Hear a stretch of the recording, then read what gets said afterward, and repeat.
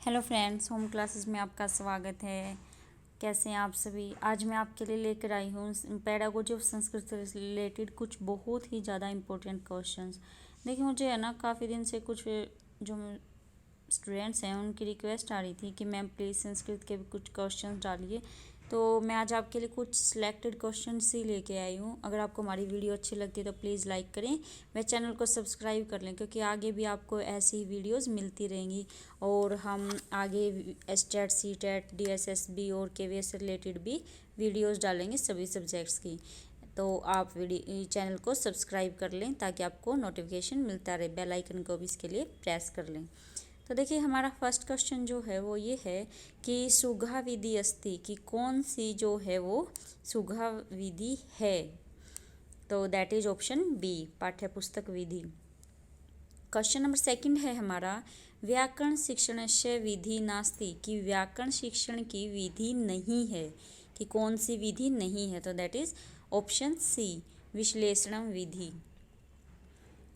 Question number third है हमारा, गद्य शिक्षण से विधि अस्ति कि गद्य शिक्षण की विधि कौन सी है।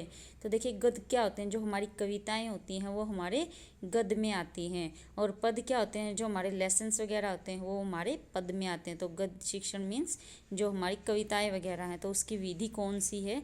तो दैट इज बी, उद्बोधन विधि। क्वेश्चन नंबर फोर्थ है हमारा, शिक्षण विधि नास्ति कि इनमें से कौन सी शिक्षण की विधि नहीं है।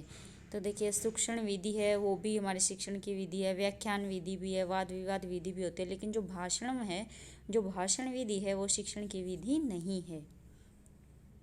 क्वेश्चन नंबर फिफ्थ है हमारा, व्याकरण शिक्षण से प्रमुखा विधेय संति कि जो व्याकरण शिक्षण की प्रमुख विधा है वो कौन सी नहीं है। देखिए, इसमें से बताना है कि नहीं है। यहाँ पे संति रॉन्ग लिखा हुआ है, नास्ति आना चाहिए यहाँ पे। तो दैट इज सर्वे विधि, सर्वे विधि नहीं है।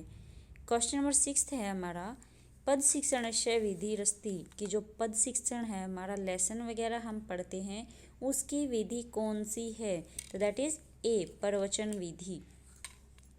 क्वेश्चन नंबर सेवंथ है हमारा, सहयोग विधि के नामना ज्ञाति कि सहयोग विधि को किस नाम से जाना जाता है। तो दैट इज बी, सहचार्य विधि। जो सहयोग विधि है उसको सहचार्य विधि भी बोलते हैं।